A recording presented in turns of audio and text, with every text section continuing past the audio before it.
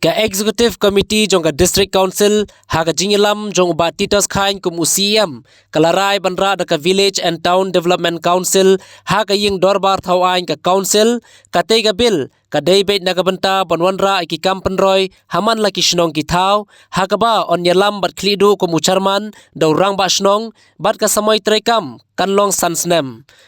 Barkatai ka Development Council kandon haman laki shnong kitau na kabanta ban penyai baik penyai renti ya kikam ki baidei barkaroy kapar haman laki shnong kitau Village and Town Development Council Bill. Kani pat ketika bill kabangin sna ya kini ki village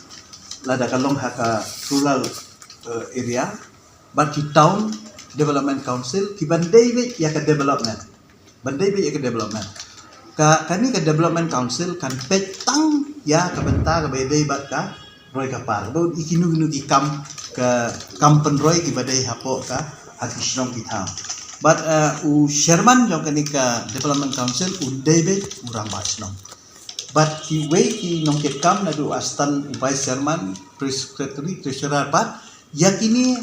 dei banya lengba ka election banjir ikini but ka tem jong kani ka council kan long baik sansnem but kibanya sim mentah ni baro kimdei kibadei ki nong song snong bapura kibedon mentah banjir ki MDC kabamut kinyo ru ya kabanta banjir ya gidkhon jong kanika development council kanika development council kan don haman la kawai powai kesnong ban penyat penyat renti ya kikam kibedei batka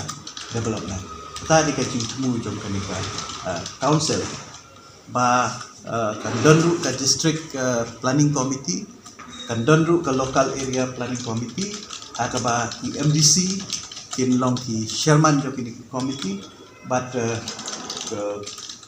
kandonru ka audit kumbalong ka mo kumba ay nuksa ka BEC kidon ka social audit bakin don ter ki ki ba ka ni ka council ka niat be ya donti na banta bante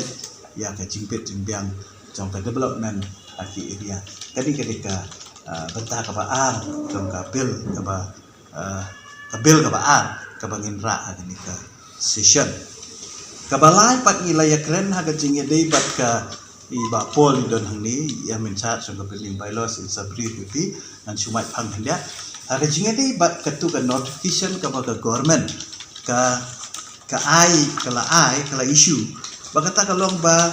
tiong ba ya ka building bylaws haki schedule area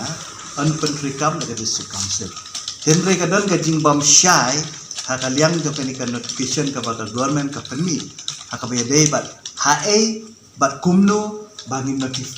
implement ya kata ka building bylaws ka ba ka Meghalaya urban affairs ka issue ya kani